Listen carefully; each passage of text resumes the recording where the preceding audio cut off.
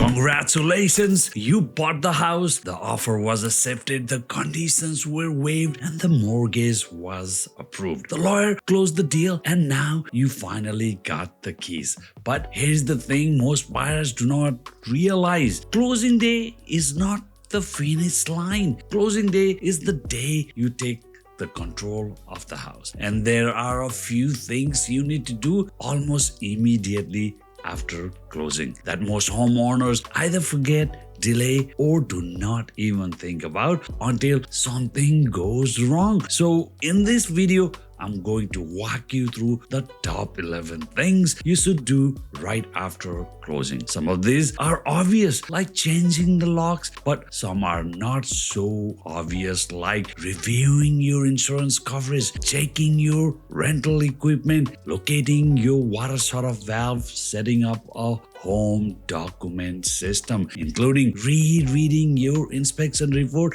and even talking to your lawyer about your will. And by the way, I've created a free move-in checklist that you can actually download and use when you get the keys to your home. It covers the practical stuff buyers often forget after closing. The link is in the description. Go ahead and download it. So let's get into it. The first thing you want to confirm after closing is your home insurance. Now, technically, if you're getting a mortgage, your lender and lawyer will require proof of insurance before closing. So most buyers do have insurance arranged, but here is where I want you to slow down. Do not just treat home insurance as a checkbox to satisfy the bank. After closing, actually review that policy, what you bought, confirm the effective date, make sure the policy started on the closing date, check your deductible, check your coverage limits, check whether you have that sewer backup coverage, check whether you have that water damage coverage. If the property has a finished basement, this is very important. If the home has a pool, detached garage, workshop, hot tub, rental equipment, or any unique feature, make sure the insurance company knows about it. Sometimes buyers are so focused on getting the deal closed that they rush the insurance call. They give the basic information, get the binder, send it to the lawyer, and simply move on. But after closing, you want to understand what is actually covered and what is not. For example, sewer backup and overland water coverage are not things you want to discover after a storm. And one more thing, you do not necessarily have to stay with the first quote forever. Sometimes buyers arrange insurance quickly because closing is creeping up. That is fine, but once you are settled, you can review the policy again, shop it, compare it, and make sure that the coverage actually fits your home.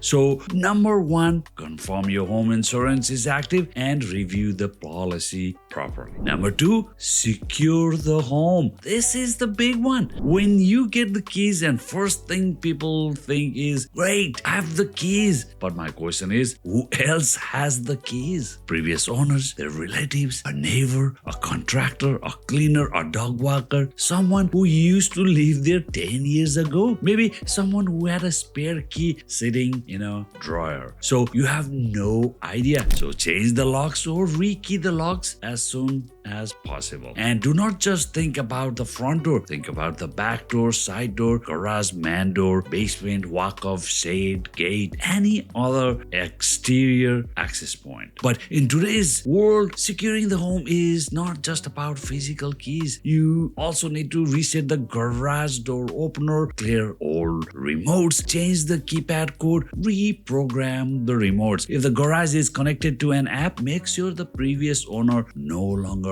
has access. Then think about the alarm system. Change the alarm code, change the account information, reset user's code, confirm the monitoring company has your contact information, not the sellers. Then think about cameras and smart devices, video doorbells, smart locks, smart thermostats, smart garage openers, smart lighting, security cameras, Wi-Fi devices. Anything connected to an app should be reviewed. If needed, needed, factory reset the device and create your own account. Because here is the simple rule: if someone else can open it, view it, control it, or monitor it, you need reset it. A lot of buyers change the lock and forget the garage, or they reset the alarm and forget the doorbell camera, or they change the Wi-Fi and forget the smart thermostat. So keep it simple. After closing, take full control access: keys, codes, remotes, passwords, app. This is your first security job.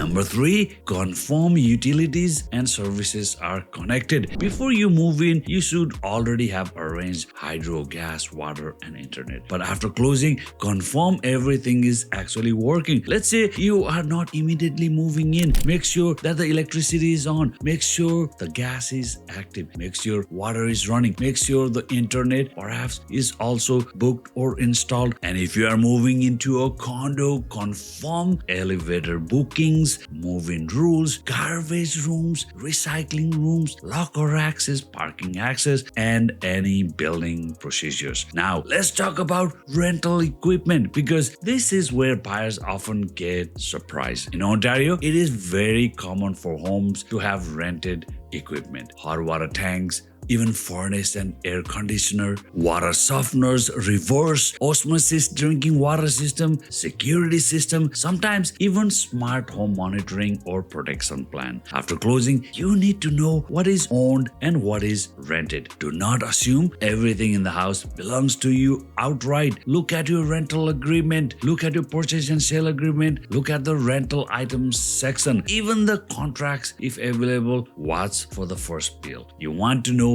the monthly cost, the buyout amount, the service coverage, and what happens if the equipment fails. Sometimes buyers immediately say, I want to buy it out. That may make sense in some cases, but not always. Some contracts may include maintenance, filter, service calls, or replacement coverage. Other contracts may be expensive and not worth keeping. The point is not that rentals are always good or always bad. Point is, understand what you inherited. So number 3, confirm utility services and rental equipment. Number 4, forward your mail and update your address. This is boring, but it matters. Start with Canada Post mail forwarding, so mail from your old address gets redirected to your new home. Then start updating your address everywhere: Canada Revenue Agency, Service Ontario, driver license, health card, vehicle permit, employer,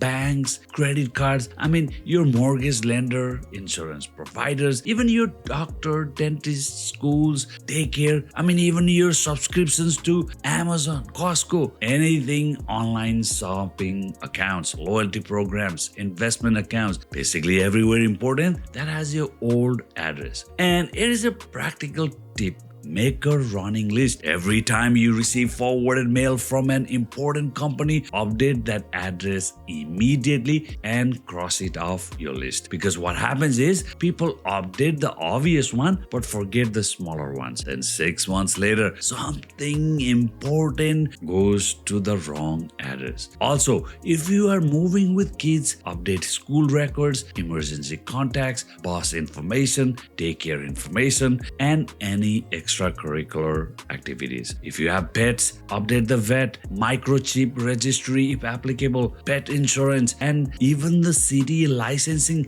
if required. Yes, in Burlington, if you have a dog, you gotta register them. This is not an exciting work, but it prevents headaches. Number 5, deep clean before you fully unpack. Even if the house looks clean, do a proper cleaning before all the furniture is in place. Whether this is a brand new home or this is a resale, clean it, because once the beds, couches, shelves, boxes, and appliances are in the way, cleaning becomes harder. Clean inside the kitchen cabinets, clean the drawers, clean under the sinks, clean appliances, clean the fridge, clean the oven, clean the range hood filter, all your bathrooms, closets, vents, clean even the baseboards, the laundry area, the garage, basement, storage, everywhere. If you are planning to paint, Do it before furniture goes in. If you are planning to refinish floors, replace carpet, install new flooring, clean docks, or do small repairs,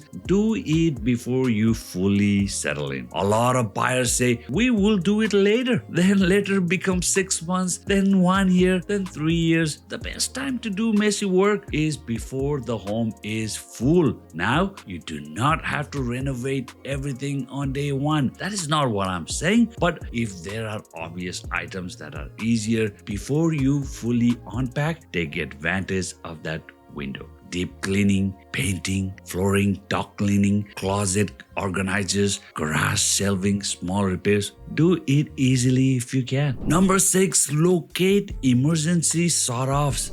This is one of the most important things on the list actually. You need to know where the main water shut-off valve is. Not someday, not when there is a leak. Immediately. Because if a pipe bursts or a supply line fails, every minute matters. Find the main water shut-off and test it carefully if appropriate. Make sure it is accessible. Do not bury it behind boxes. Then find the electrical panel. Make sure you know where it is. Look at the labels. If the labels are confusing or wrong, start correcting them over time. Then locate the gas shut-off valve. Find the furnace switch. Find the water heater shut-off. If you have a sump pump, locate it and understand how it works. Check whether there is battery backup. Check whether the pit is clear. Check whether the pump activates. Find the exterior hose beeps. Before winter, you need to shut off and drain exterior taps if the home requires it. If you have a sprinkler system, pool equipment, hot tub, water softener, reverse osmosis system, or any other mechanical item, learn the basics. You do not need to become a licensed plumber. That's not what I'm saying. But you should know how to stop water, power, or gas in an emergency. Because when water is coming through the ceiling, that is not when you want to start searching YouTube for where is my shut-off valve. Too late. Number 7, create a home filing system. Every homeowner needs a physical and digital home file. This should include your agreement of purchase and sale, mortgage documents, insurance policy, title insurance, property tax information, inspection report, survey if available, permits, renovation receipts, appliances manual, warranties, rental contracts, utility account numbers, condo documents if applicable, and contractor contacts. You can keep a physical binder. You can also make a cloud folder. Ideally, keep both because years from now, when you sell the property or refinance, renovate, or make an insurance claim, these documents may matter. For your most important legal documents, consider a fireproof and waterproof safe. Passports, birth certificates, wills, insurance documents, legal papers, title-related paperwork, and other important family documents should not be sitting loose in a random drawer. Now, here is the big one that many buyers forget. When you meet your lawyer for the final signing before closing the deal, ask about your will. If you already have a will, ask whether it needs to be updated now that you own this property. If this is your first time buying a home and you do not have a will, this is a good time to get one done. I am not giving you the legal advice here, but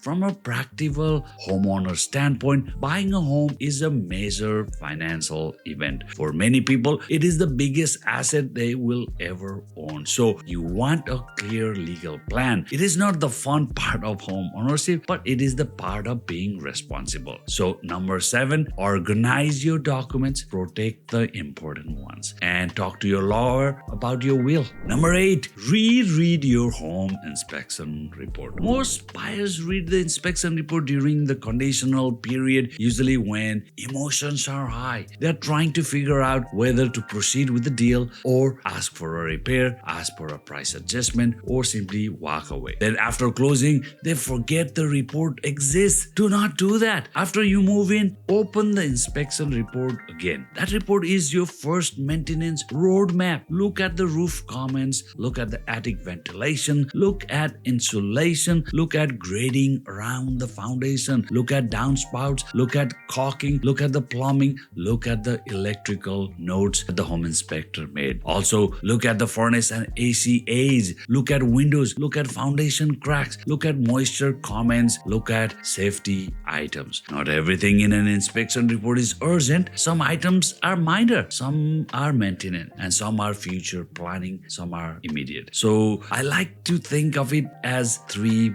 different buckets. What needs attention in the first 30 days? What needs attention in the next 6 months? And what should I budget for in the next 2 to 5 years? For example, a missing GFCI outlet near water might be a small but important safety fix. Poor grading may not feel urgent, but over time it can create a water issue. Old caulking around windows and doors may be simple maintenance, but it can affect drafts and water entry. A roof that is aging may not need replacement today, but you should start budgeting knowing it has to be done down the road. The inspection report should not just be a document you use to negotiate the offer. It should become your maintenance plan. Number 9, replace filters and handle preventive maintenance. Replace the furnace filter. Check the HRV filter if the home has one. Check the humidifier pad. Check the water softener salt. Check reverse osmosis filters if there is a drinking water system. Test smoke alarms. Check carbon monoxide detectors. Check expiry dates on smoke and carbon monoxide units. These devices do not last forever. Clear dryer vents. This is a big one because that buildup can become a serious issue.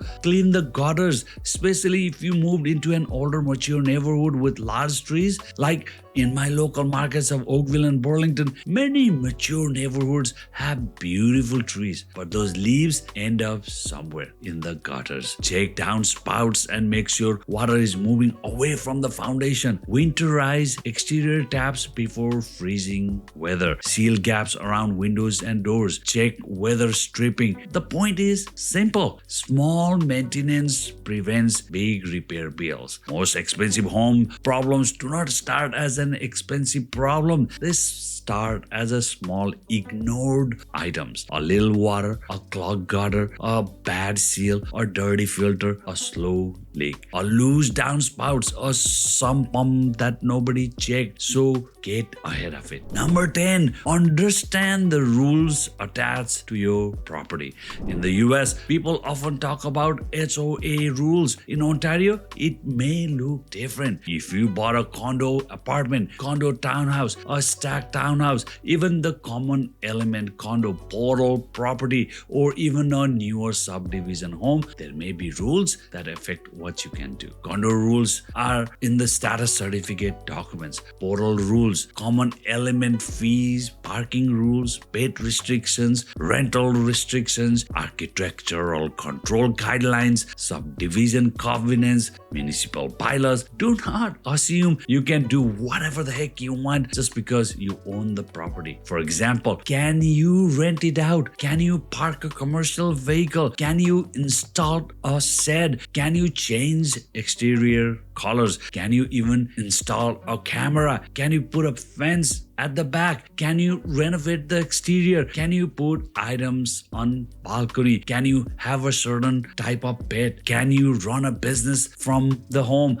Some of these items are strictly condo rules. Some are municipal bylaws. Some are zoning issues. So get familiar. Some are subdivision restrictions. Some may involve permits. The key is know before you act. This is especially important for condos and portal buyers. A condo is not just a high-rise apartment. A condominium corporation can include apartment units, townhomes, stacked townhomes, common elements roads, private roads, shared landscaping, visitor parking, and even detached home in some cases. So if you bought any form of condominium or portal property, read the documents, understand what you own in individually. What is common element, what is exclusive use, what you are allowed to change, and what requires approval. Because the worst time to learn the rules is after you've already spent your money. Number 11, meet your neighbors and locate essential services. This one sounds soft, but it is actually very practical. Go and say hello to your immediate neighbors.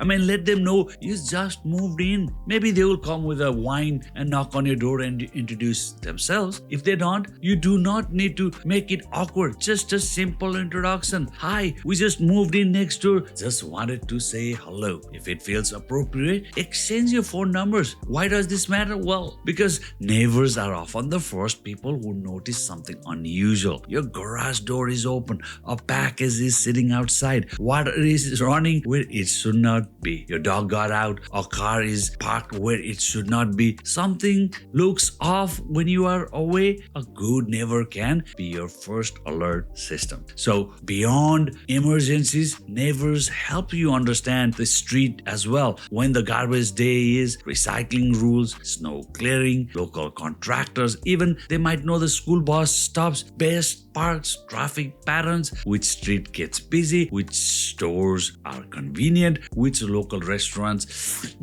are worth checking out. Oh God, you're not just buying a house, you are joining a neighborhood. It's like a family thing. Also, take time to locate essential services. Your nearest hospital, walk-in clinics, pharmacy, grocery store, gas station, hardware store, vet, daycare, schools, community centers, even the library and municipal service center, waste depot. If you are new to Burlington, Oakville, Hamilton, or the GTA, this matters. Your daily life is not just the home, it is everything around the home. Now, those are the top 11, but let me give you a few bonus items that are worth doing once you get settled. Create a home inventory list. What do I mean by that? Take photos or videos of your furniture, electronics, appliances, valuables, tools, bikes, jewelry, and major belongings. Keep serial numbers where possible. This can help you if you ever need to make an insurance claim. If you had a break-in, if there is a fire, you need that to prove to the insurance company you actually own them. Then review your mortgage term. Know your payment frequency, monthly, bi-weekly, accelerated bi-weekly. Know your interest rate. Know your renewal date. Know your prepayment privileges. Know your penalty structure. A lot of homeowners sign the mortgage documents then never look at them again until renewal. Do not be that person. Monitor major items: roof, furnace, AC, windows, appliances, sump pump, water heater, electrical panel, plumbing, foundation, driveway, deck, fence. You do not need to replace everything at once, but you should know what is aging. And secure vendors before you need them. Have a plumber, electrician, HVAC company, roofer, handy person, cleaner, lawn care company, snow removal company, and appliance repair contact ready. Go. When you talk to your neighbors, grab some of their information. When something breaks, you do not want to start searching in a panic. You want options. So there you have it. These are the top 11 things you should do immediately after closing.